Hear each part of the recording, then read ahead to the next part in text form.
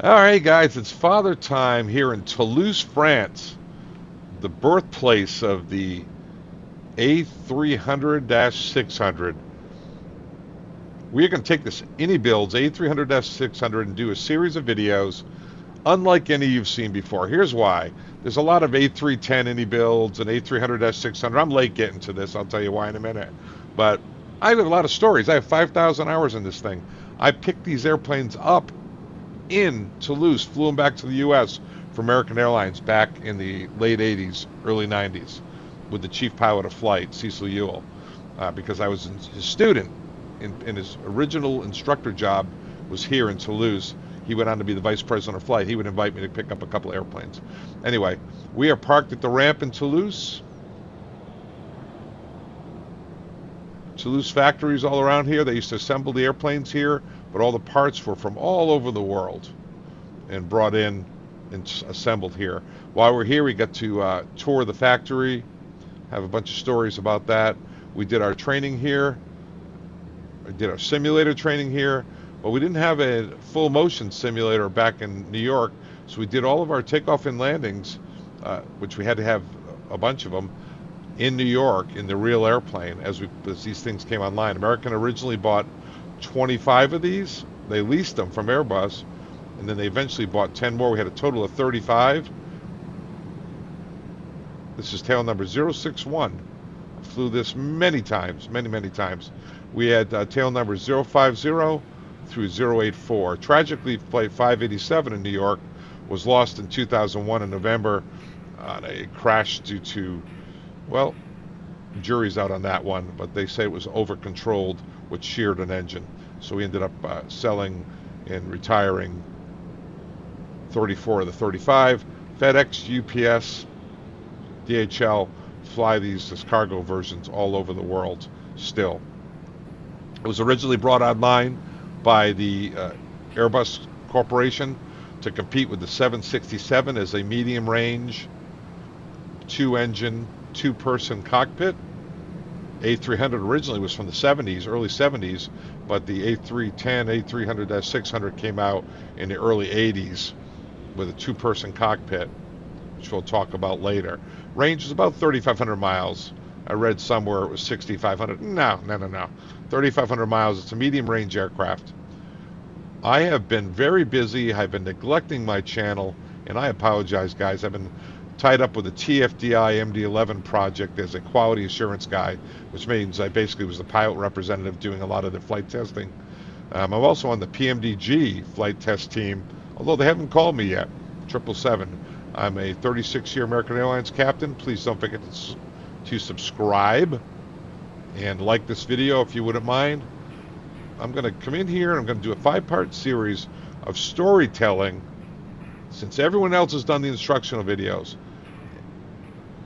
We'll start with just the orientation like we're doing now, and then we'll do everything from a pre-flight checklist to a takeoff, en route, and landing and shutdown. What's really cool is that this is actually looks just like it's a cargo down here. The American Airlines version back then. Nice job, IniBuilds. We had to configure with 272 people. Naturally, it could be configured with closer to 400 with a real tight configuration if you were taking it as such. But when we went to Europe, I think we went down to 180 people because of the large business class. But this looks like a domestic seating with the small first class, we used to call it up here, back in the 80s and 90s. Two-person cockpit, as I mentioned. Very small cockpit. I don't want to hear any jokes. Giant airplane, small cockpit.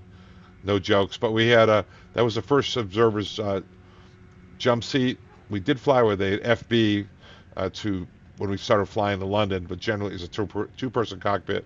We had a third jump seat over here, a second jump seat, I'm sorry, that would pull down behind the captain. This was comfortable. That was more uncomfortable.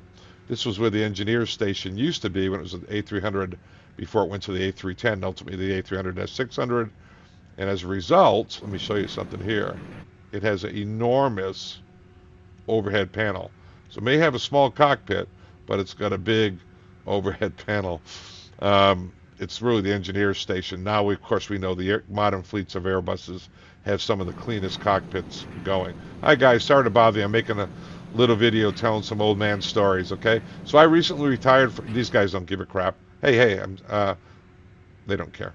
I recently retired from American Airlines back in September of this year. 36 years flying from them. My last airplane was the 777, and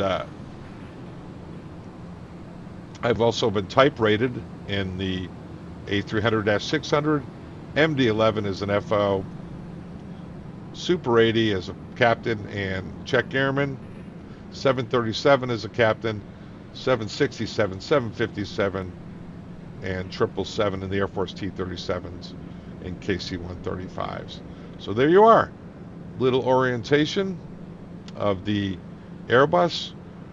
I'm going to tell you a couple of Toulouse stories here, and then we'll call this our orientation video complete. Well, next one will be a pre-flight video. So we came down to training here, right, guys? We're over there. I'm not sure where the training facilities were. Well, over here is a thing called the Red Hangar. Let me tell you about the Red Hangar. We would do our simulator training, do all of our videos. That kind of looks red. Maybe it's in there. Although over there it looks more like an Airbus place. But we would do our videos on the computer and study, ask instructors questions. And somewhere in there, we go to lunch. It's a place called the Red Hangar. It's where it was gigantic facility, dining facility. And they had bottles of red wine sitting in the middle of the table. Imagine Boeing with wine in the middle of their table. And these workers would come and, drink their wine, eat their lunch, and head back and continue to build the Airbuses. Now, that would seem like a criticism. But the only ones getting drunk were the Americans, myself included. They just seemed to have very comfortable with a glass or two of wine, head back over there and finish their job, finish their work day. But not us. We go back there and fall asleep at the training modules.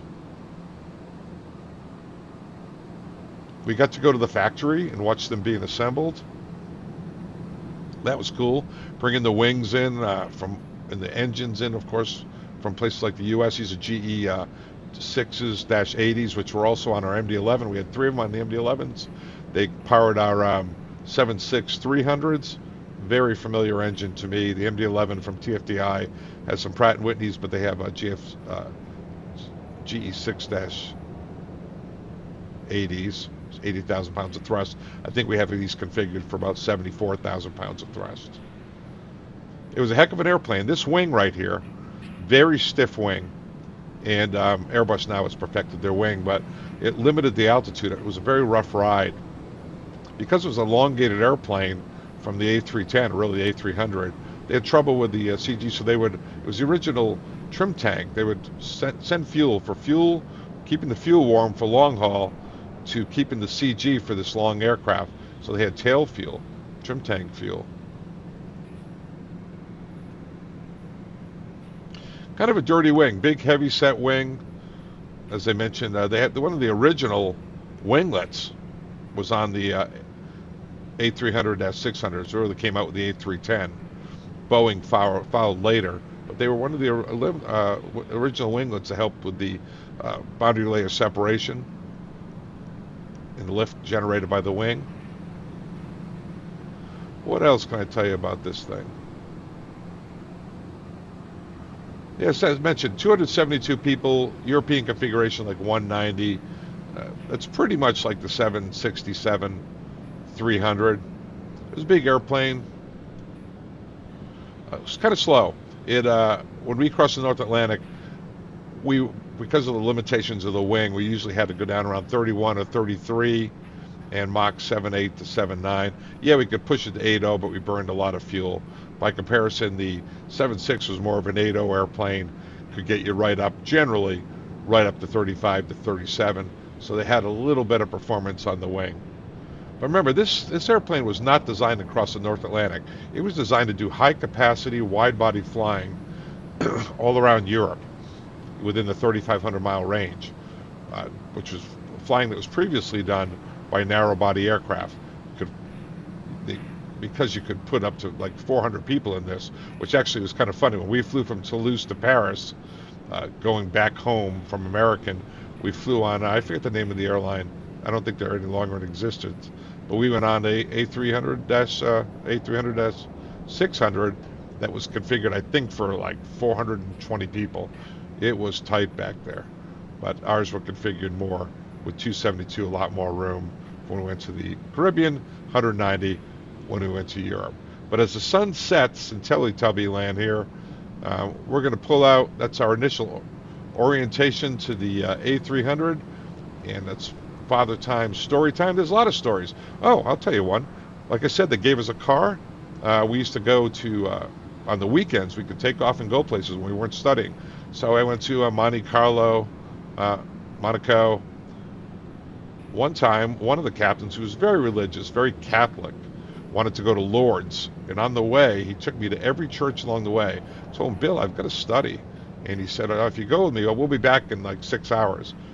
12 hours later, we got back. I was so angry with him. We got back there, went to see Saint Bernadette at Lourdes. He wanted holy water, but he had a bad back. So I was a young buck back then. I think I was 29 years old. I carried all the holy water up the hill from him and everything. Went to see Saint Bernadette. Stood in line for 2.5 hours to see her in her state of sainthood. And I was so angry with him because I really had to get back and study. He was driving, had the keys to the car, was not cooperating. He was a pain in the neck, actually. That when we got up to St. Bernadette, we're kneeling in front of St. Bernadette, and she was in her state that she was in, and with nuns all around us. It was our turn to kneel, and I said, hey, Bill, not a bad wreck. And he stomped up, he stomped out of there, went back to the car, and we went back. He didn't talk to me for the rest of the training. He wasn't my partner. He was just another guy. I ended up being friends with him, but he's a little too holy for me, a little too Catholic. Anyway, guys, that's my orientation video. Hope you liked it. Next one will be the pre-flight. I'll stumble through that with you, and we'll do a series of that with story time with Father Time. All right, see you soon.